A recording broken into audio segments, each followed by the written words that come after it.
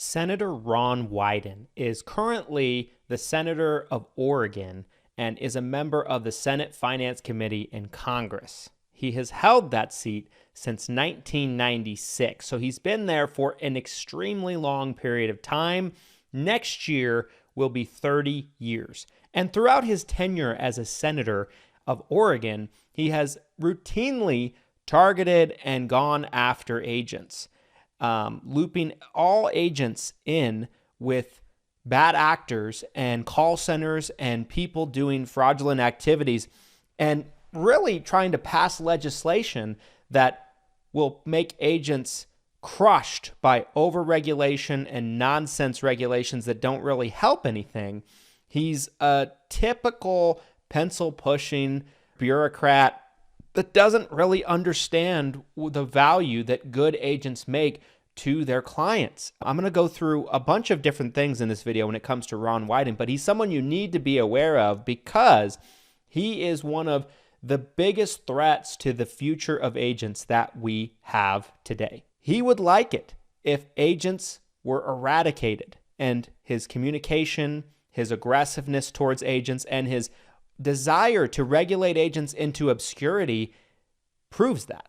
We're going to go into all of the details about Ron Wyden and everything that you need to know in this video. If you are an agent and you know other agents, make sure to share this video with them so the awareness is spread far and wide, because this is something that all of us agents need to be on the same page about. This first video that I'm going to show you is from a Senate Finance Committee hearing in the last year or two, talking about Medicare Advantage annual enrollment, okay?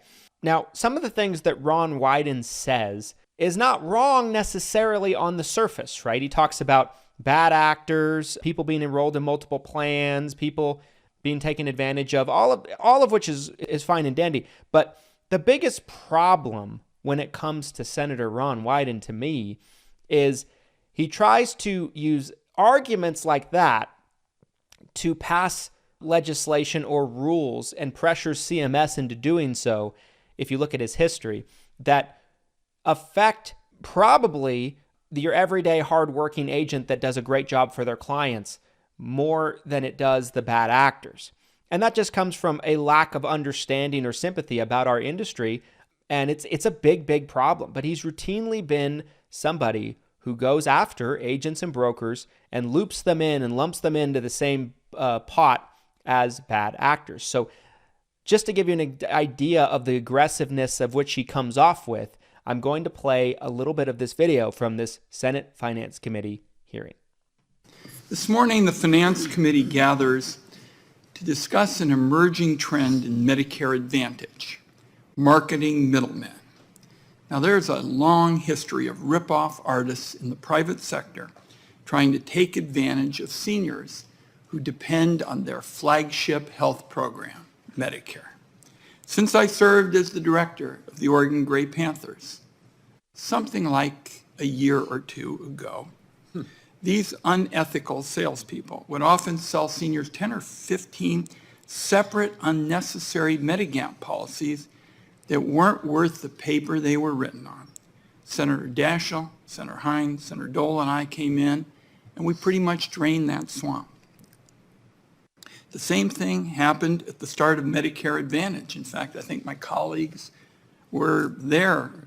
Then Chairman Baucus held a hearing on Medicare marketing because scammers were actually going door to door in the South wearing white coats and stethoscopes around their necks to try to persuade seniors to enroll in these plans. We got a few protections, but it wasn't enough. Last fall, I released a report that detailed some of the most outrageous marketing practices I've seen in Medicare Advantage, like vans parked outside senior centers with Medicare splashed across the side and mailers designed to look like IRS documents. So, as you can see, there's some things that he talks about that on the surface sounds good, right? Yeah, obviously, people shouldn't be sold 10 to 15 Medigap policies. That's ridiculous, right?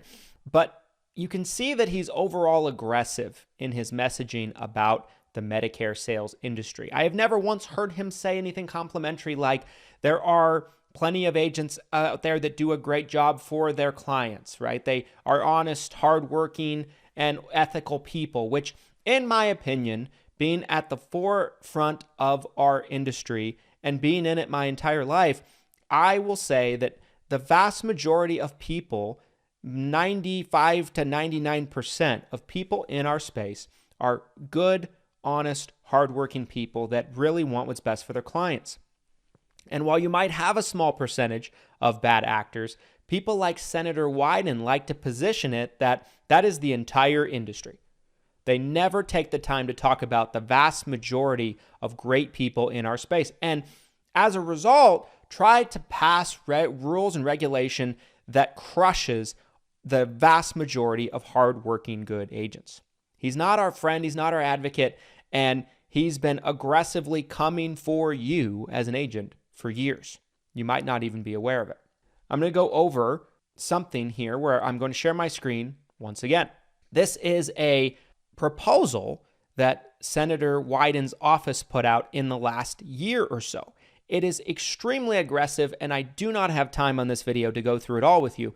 But if you do have a chance to look it up, it's called Pushing Medicare Advantage on Seniors, Unraveling the Complex Network of Marketing Middleman. Okay. Now, there's a lot of things in here. This came out March 2025, by the way. There's a lot of things in here that mirror the 2024 final rule that thankfully was held up in court and most of which thrown out, thanks to lawsuits from organizations like AmeriLife, Senior Security Benefits, Integrity Marketing, which was just unbelievable, right? If you've been in the industry for any period of time, I talked about it and reported on it extensively, everything that they were doing to come after administrative payments, overrides, marketing money, which would really cripple our industry in a lot of ways. And that's why the lawsuits were done, and that's why they were thrown out, because it was clear to the judge. But this is a very, very vast document. There's many, many things that go on in here, right? It talks about offshore call centers. It talks about marketing to Medicare Advantage members, et cetera, et cetera, et cetera. It even goes as far, and I'm going to scroll down a little bit to show you, to break down hierarchy levels, which are fairly accurate in terms of what people actually get. It shows our compensation as Medicare agents based on 2024 numbers, shows our national commission, our renewal commission, states with different commission levels like California, New Jersey, Puerto Rico, U.S. Virgin Islands, Connecticut, Pennsylvania, and District of Columbia. So they dug pretty deep into this. And then when you go down, it goes into somewhat accurate, I mean, it's pretty close, of different hierarchy levels in terms of what FMOs get. Now, it's always taking context out of it because FMOs provide services to agents and brokers, and in exchange, they get an override. Now, if the FMO is to sell a policy themselves, they get the street level commission plus their override. Most FMOs don't, though. Most FMOs, their business is to just help the agent. Here's a breakdown, right, of, for example, Medicare Advantage for 2022 plan year, agent level, GA level with override, MGA, FMO, which again, right, a lot of this is almost accurate. It's close, but there's a lot of inaccuracies in terms of the actual numbers. But the point remains that they are looking at all of this and they view it as a problem. They don't understand the value of hierarchies, uplines, mentorship, support, and same thing with the final rule. They're going after it in this proposal. Now, thankfully, this proposal never really went anywhere as far as I can tell. It was just a proposal that was put out that was radical. But there's all kinds of things that's gone after in this, right? It heavily emphasizes administrative payments, marketing tactics, et cetera, et cetera, et cetera. There's all kinds of things that they are actually pushing for as a result of this. So I'm going to jump into ChatGPT. I asked ChatGPT, give me bullet points on things Ron Wyden has tried to do to go after Medicare insurance agents. I'm going to go through all of this in a second here, but in particular, I wanted to kind of go into this, right? So he wants to, as a kind of like a solution in terms of this, exponential growth in spending. Okay, here we go. He wants to change agents and brokers to act as fiduciaries, placing beneficiaries' needs first. Now, what's best for somebody sometimes can come down to opinion, right? There might be two plans that are close to each other, and one person might have an opinion that one plan is better than the other, but their opinions might differ. It's no different than like a doctor, right? But in their heart, they do think what they're recommending is best, but they might have differing opinions. What this means is by not, quote unquote, putting the beneficiary's needs first, which is subjective in some situations. Sometimes it's black and white, I understand. Sometimes it's cut and dry. It's no question that something wasn't done in the best interest of the beneficiary. But again, if the two things are close, there's two different plans. One person might recommend plan A, one person might recommend plan B. They want to criminally prosecute agents for not putting the needs of the beneficiary first, which starts an incredibly slippery slope, right? To where you might have seen something one way. You emphasized a benefit that another person didn't, and vice versa. And some person gets criminally charged as a result. That's radical. That's so radical. They also want to change it to establishing fixed fees rather than commission-based. They want to empower CMS to regulate marketing organizations and lead generation companies. Now, I do think there's a lot of bad actors in the lead gen space. But that being said, the more of these regulations that come out, the more it makes it harder for everyone to do business. For years, all of you guys were screaming about the call centers that were doing the Joe Namath commercials, the scammy commercials, and the messaging was right that, oh, something needs to be done about this. But what ended up happening was more rules, more regulation that made it harder for all of us to do business, right? The government and CMS and Senator Wyden and the Senate Finance Committee do not have an understanding that's high enough level of our industry enough to understand what the actual solutions are going to be that are going to be practical. So some of these things might sound good on paper, but the end result means crippling results, which make it harder for people to do business, which ultimately put some of you out of business, right? Standardizing definitions and strengthening transparency. And this is my favorite one. I say that facetiously. Bolstering unbiased resources like SHIP and Medicare, 1-800-Medicare. They want us to send more people to SHIP. Remember, what is SHIP? SHIP is unlicensed, not certified volunteers. We've all experienced situations where SHIP employees or SHIP workers have given horrific information and that we've had to untangle for clients of ours. So it's very, very scary, everything that's going on here. Now, there's a lot of evidence out there that shows that Senator Ron Wyden is as corrupt as can be, as anybody you're going to find, right? I have a couple of things I'd like to share with you in terms of his history, right? So his spouse runs a business, an Amazon stock optics business, according to Google. In 2020/2021, his wife, Nancy Wyden, owner of the New York City's Strayed bookstore, accepted a $1 to $2 million PPP loan to keep staff on payroll and then proceeded to lay people off anyway. Ron Wyden is estimated to be having the third highest stock portfolio returns on the Senate Finance Committee. Again, conflict of interest, stock trading conflict of interest. From 2019 to 2022, a New York Times analysis summarized by Portland's Willamette Week listed Wyden among 100 lawmakers whose household trades raise conflicts of interest questions. Wyden appeared because his spouse traded Exxon and Shell while he worked on energy-related issues, and because of trades in companies, those executives testified before the Senate Finance Committee. Wyden's offices told reporters he and his wife kept finances separate, I'm sure. WW summary of New York T analysis estimate that he's pulling in over a 20% return on his stocks. Such dirty conflict of interest, right? It's no different than Nancy Pelosi or any of these other corrupt politicians. This guy is no different as far as I'm concerned. We'll keep going. Big Tech Holdings versus Policy Posture, 2024. Advocacy groups seized on disclosures showing Bass Wyden holds up to low seven-figure positions in Apple, Microsoft, Amazon, and Alphabet, while Wyden has pushed tech policy positions they dislike, arguing this is a conflict. Of course it is. Shouldn't be allowed. Wyden's team counters, again, that finances are separate and points to bills he's written that would cost big tech billions. Corrupt. Who funds his campaign? Well, people that have funded Senator Wyden's campaigns over the years. Securities and investments, $4.18 million, followed by lawyers and law firms, $2.97 million. Healthcare professionals, $2.3 million. Real estate, $2.2 million. Big Pharma, $1.2 million. And insurance, $1.68 million. So this guy is compromised.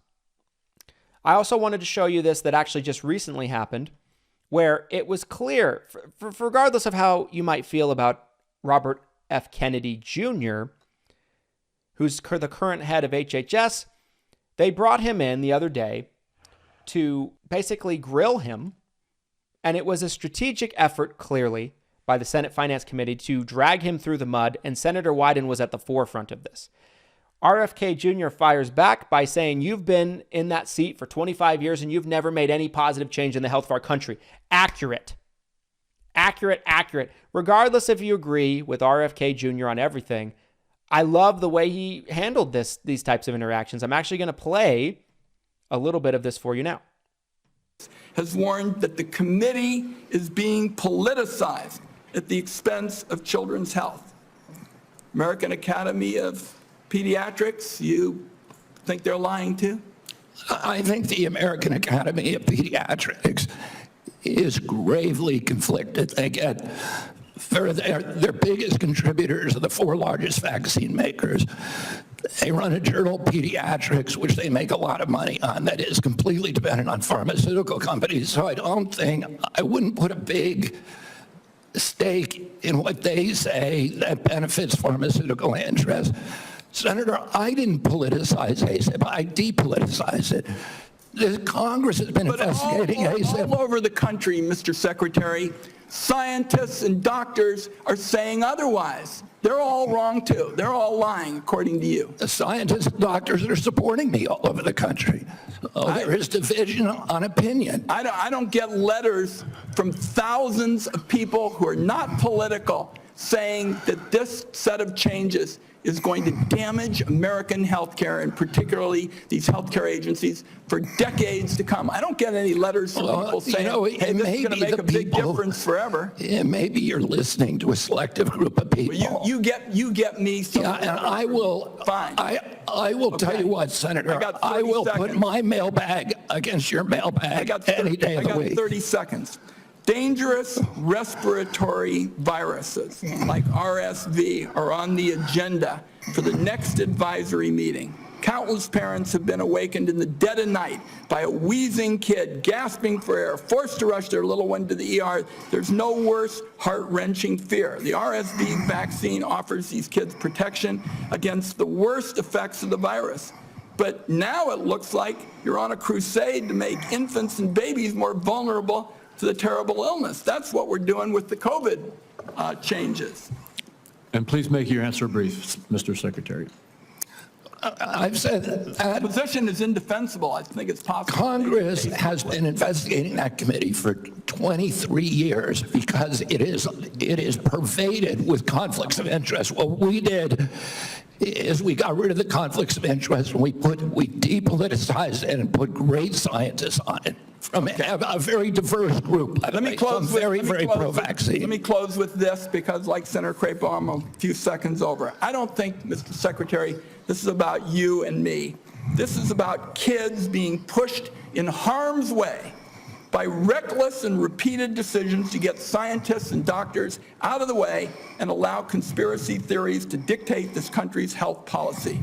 I don't see any evidence that you have any regrets about anything you've done or plans to change it. And my last comment is, I hope that you will tell the American people how many preventable child deaths are an acceptable sacrifice for enacting an agenda that I think is fundamentally cruel and defies common sense. Thank you, Mr. Chairman. Do I got a reply?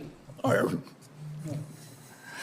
Senator, you've sat in that chair for how long? 20, 25 years, while the chronic disease in our children went up to 76%. And you said nothing. You never asked the question why it's happening. Why is this happening? Today, for the first time in 20 years, we learned that infant mortality has increased in our country. It's not because I came in here. It's because of what happened during the Biden administration that we're going to end. So anyway, I won't play any more of that. But if you watch that testimony, I watched all 3 hours of it. It was clearly there was talking point after talking point after talking point that was repeated over and over again. That was a strategic ambush by all of these members of the Senate Finance Committee, which Ron Wyden was at the forefront of. And I love what RFK Jr. said there. You've sat there for 25 years. You've never done anything. This video is to bring awareness about the dangers of politicians like this. This guy is not our friend. He's not our advocate. He is looking on a day-to-day basis to use his position and his seat of authority to crush insurance agents with unnecessary, unpractical regulation because there's a small percentage of bad actors. Not looking to punish the bad actors, looking to pass new rules and regulation to make it harder for the vast majority of good, honest agents and brokers. I am challenging agent advocacy groups at the end of this video, NABIP, HAFA, anybody else in between.